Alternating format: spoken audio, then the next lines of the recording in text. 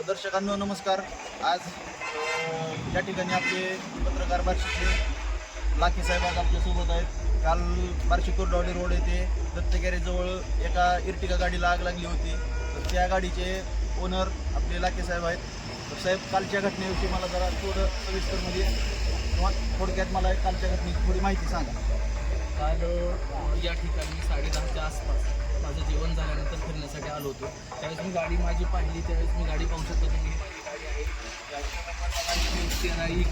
80 माझी गाडी आहे. 10 वाजता 10:15च्या दरम्यान गाडी मला व्यवस्थित दिसली.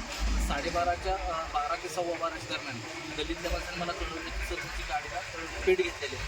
त्यामुळे ज्यावेळेस मी गाडी प्रथमतः माझी पाहिली त्यावेळेस गाडीनं पुढच्या बाजूपासून गाडीनं पेट घ्यायला सुरुवात केली होती. पण पेट घेत पूर्ण गाडीनं माझी पूर्ण जवळ झालेली आहे. पण बऱ्याच जणांचे संशय असे आहेत की कोण म्हणतं या गाडीला पेट्रोल, कोण म्हणतं शॉर्ट सर्किट. पण माझा आणि बऱ्याच जणांचा अनुभव असा येतो की गाडीनं कुठल्या काही शॉर्ट सर्किट झालेला नाही आहे, इंटरनल कुणीतरी पेटवलेली आहे असं माझा संशय आहे. मी आज पोलीस स्टेशनला रितसर कंप्लेंट दिली आहे आणि कंप्लेंटमध्ये अज्ञात व्यक्तीविषयी या गाडीला कंप्लेंट दिली आहे. पुढील तपास आयगन साहेब करत आहेत.